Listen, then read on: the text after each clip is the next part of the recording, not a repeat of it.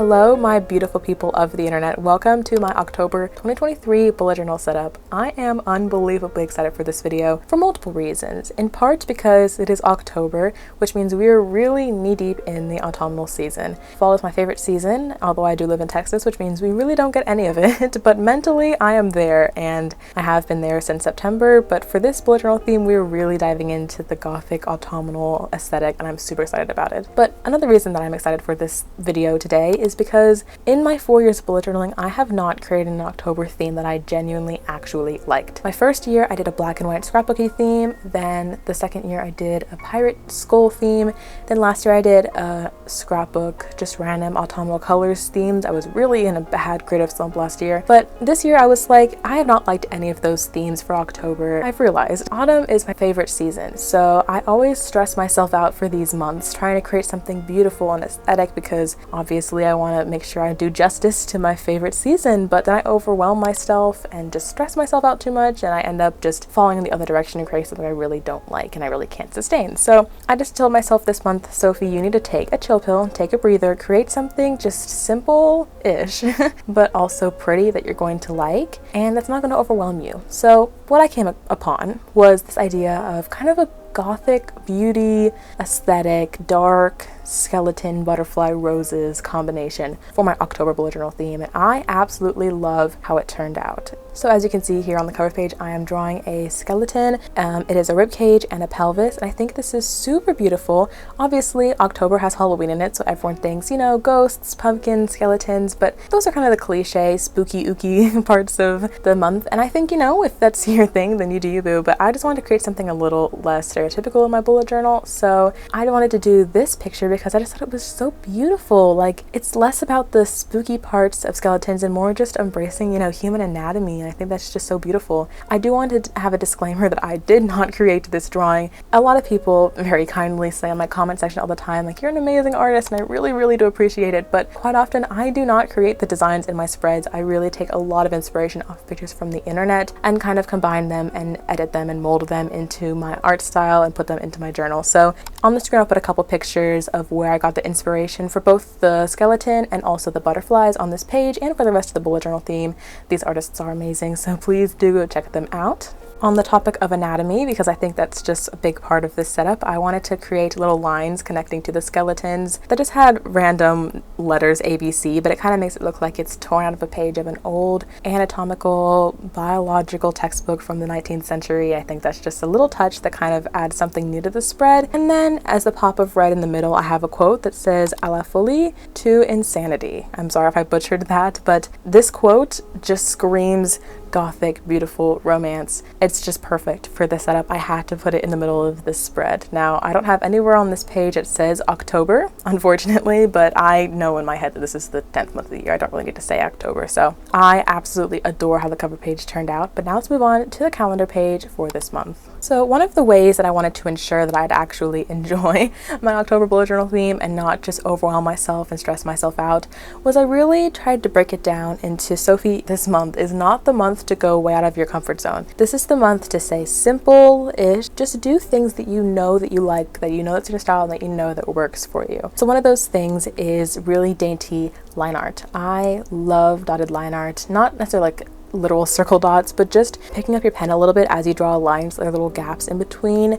I've talked about this before, but I think it gives lines such a dainty and beautiful effect. It looks like they're sparkling, and so all of the line art, like for example the lines of this calendar and the box around it, is in that art style, and I wanted to keep that consistent throughout the entire setup. Another thing is I kept it very minimal with the colors. In fact, as you can see, I'm not really using any markers or huge coloring in this setup. The only colors are coming from fine liners, ironically. I went to Michael's and picked up a red and brown fine liner from Stadler, and that is what I used to color the roses and or the headings or subheadings that are going to be around this page. I felt like I really wanted to do something really simple with black line art because it just kind of led to the gothic old anatomical drawings. However, I didn't want it to be completely black and white, so by tying in a little bit of red and brown and even a very light beigey pinkish color just to add a little bit more hint of color in the spreads, I felt that really balanced out both the minimal and simple vibes of this theme,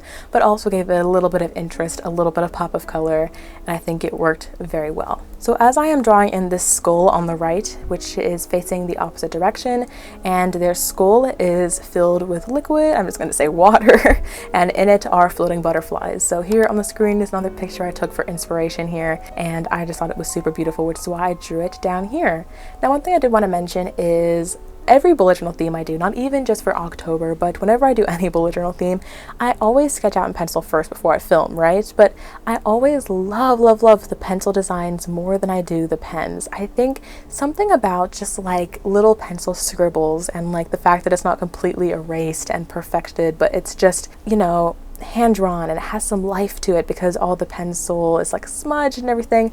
I feel like those types of sketches have so much more beauty to them than just really clean line art with like no mistakes. So when I was, you know, sketching out everything in this setup, I was like, I really don't want to lose that life that I get from the sketches with the pencil. So when I went in with the ink and the pen, because I didn't want to just do my spreads in pencil, when I went in with the ink to, you know, go over everything and then later erase the pencil, I wanted to make sure that my drawings were not perfected. In fact, I took my fine liner and basically used it as a pencil. Like, I didn't just do one line, I did multiple streaks, I did overlapping lines. I purposefully made some mistakes in the line art to make it look a little bit, you know, hand drawn and imperfect. And I think this really added to the art style in this setup because not everything was perfect, and that I just love. And I think it also kind of goes with the feeling of gothic anatomical drawings, which again is what I keep tying back to in this setup. So every time you see me using a pen to outline a drawing or some of the main boxes too, I might go over each line twice with a purposefully not steady hand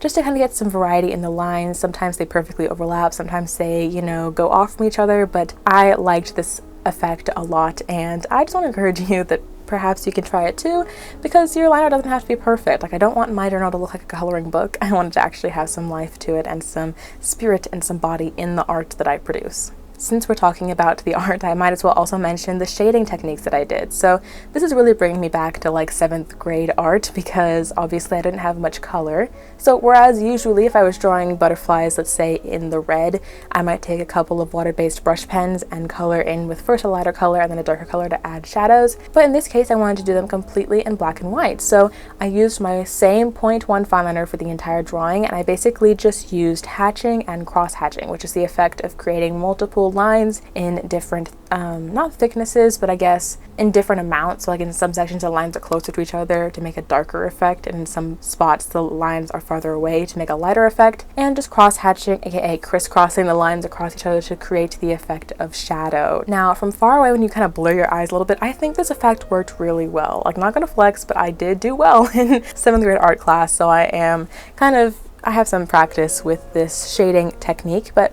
if you haven't tried it before, I definitely recommend trying it. I think it's such a cool thing to experiment with because you're not blending shadows. You're purposefully adding lines that, if you zoom in real close, are harsh and imperfect. Once again, not everything is going to be perfection in this setup, but that's kind of the point. And I really loved this effect. So although I was having trouble with this butterfly drawing here, I didn't know exactly how I was going to shade it.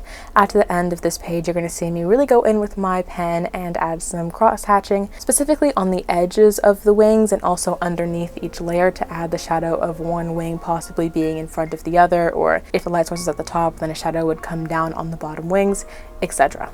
To keep with the theme of cross-hatching, I also have a couple sections around each of the pages where I actually used my brown fine liner that I bought to just add little sections of crosses and cross-hatching.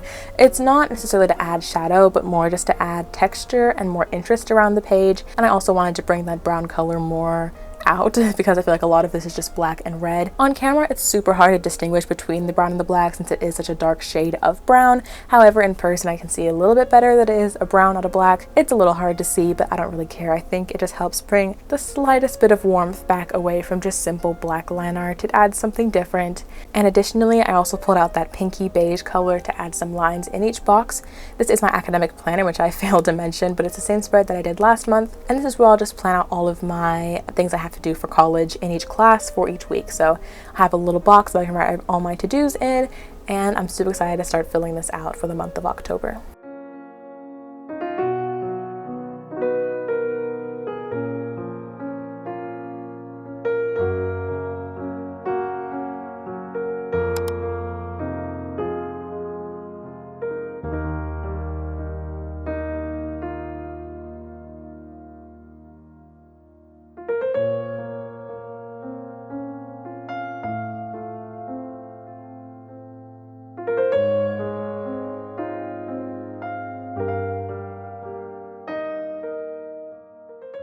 Okay, moving on to my trackers page. I feel like at this point you kind of get a good gist of what my art style is for this video. That's kind of all I've been talking about, but just as a last little note, on the tracker page on the left you can see that I'm going to be creating a border out of roses. I felt like roses was an important thing to add into this theme because one, it's obviously the color red, so that kind of is a good way to bring in the color red into the page, but also it's a good way to kind of balance out, you know, the death from the skeletons with also the life from the butterflies. I feel like vines of roses, it's like they are alive, but you know, vines overtaking a page or possibly like a building, a fence, it also kind of hints at the decay motif, so I thought this was just perfect. The lines are again not perfect. I'm really in this case just scribbling, like I'm scribbling little circles and lines to create roses. I'm going over the leaves twice to create that imperfect line art effect, but I thought it turned out really well. So let's talk layout for just a moment. You'll see that I'm only going to do one page for trackers this month and not two. If you saw my September bullet journal setup, you know that I had a Dutch door, the way I could make room for more than one page of trackers. So I had a meals tracker, a health tracker, habits, and expenses. For this month, however, I am taking out the meals tracker because I did use it all of September, but there are many days when I forgot what I ate. There were other days when I couldn't write anything down at all, and there were some days that I just wrote down what I, ate, but then I never actually went back and referenced it for anything. I feel like it was kind of a waste of time. It was just a spread that didn't work for me, which is totally okay. I feel like that's super important to experiment with the spreads in your bullet journal. But because of that, I'm just sticking to a tall health tracker on the left here while I track any symptoms during the month. And then on the right, I have 6 habit trackers and an expense log. This doesn't really change. I do have this every month. However, I do sometimes shift around the habits. So one new habit I'm implementing this month in place of the sunscreen habit, because I've been super good on taking my sunscreen every day, is stretching. After I quit color guard at the end of my high school career, I have gotten very much out of shape and I'm not very flexible anymore. So I'm trying to stretch at least once a day to try to gain back that, healthy flexibility. Not anything insane, but just so that I'm in a good place. So I add that as my habit tracker instead of the sunscreen every day, which again I have been very good at doing, so pat on the back for me. And with that, I think this spread is pretty much done.